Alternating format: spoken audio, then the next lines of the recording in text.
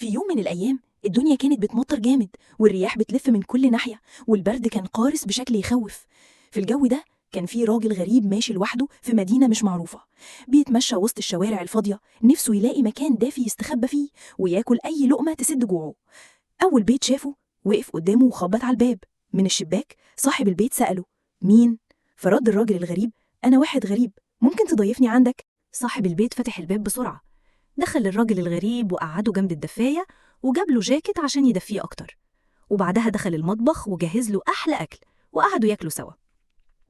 بعد الأكل صاحب البيت عمل لكل واحد فيهم كوباية شاي سخنة. الراجل الغريب حس بالأمان والدفى في البيت، خصوصاً إنه مفيش حد في البيت غير صاحب البيت وكلبه، لا مرات لا عيال ولا حتى خدام. تاني يوم الصبح الراجل الغريب صحي بدري وخرج من البيت من غير ما يصحي صاحب البيت عشان ما يتقلش عليه. صاحب البيت لما صحي جهز الفطار وراح يصحي ضيفه، لكنه ما لقاهوش في البيت. بعد أسبوع صاحب البيت راح مع أصحابه معرض فنون، وهو بيتفرج على اللوحات عينه وقعت على لوحة فيها نفس الراجل الغريب اللي بات عنده. قال لأصحابه، بس هم قالوا له أكيد شبه حد تاني. فضل مصمم إنه هو لحد ما واحد فيهم قال له إن صاحب اللوحة دي مات من 50 سنة. مع الإلحاح صاحبه اللي عارف مكان القبر أخده وراحوا هناك. وهناك عند القبر حصلت المفاجأة اللي خضت الكل.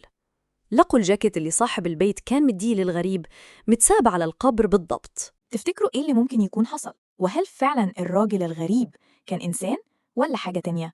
اكتبوا لنا توقعاتكم في الكومنتات. لو عجبتك القصة وحسيت بالرعب معانا ما تنساش تدوس لايك وتشير الفيديو مع صحابك وفعل الجرس واشترك في القناة عشان يوصلك كل جديد. دعمكم هو اللي بيخلينا نكمل ونجيب لكم قصص أكتر وأقوى. مستنيين تعليقاتكم المرعبة تحت.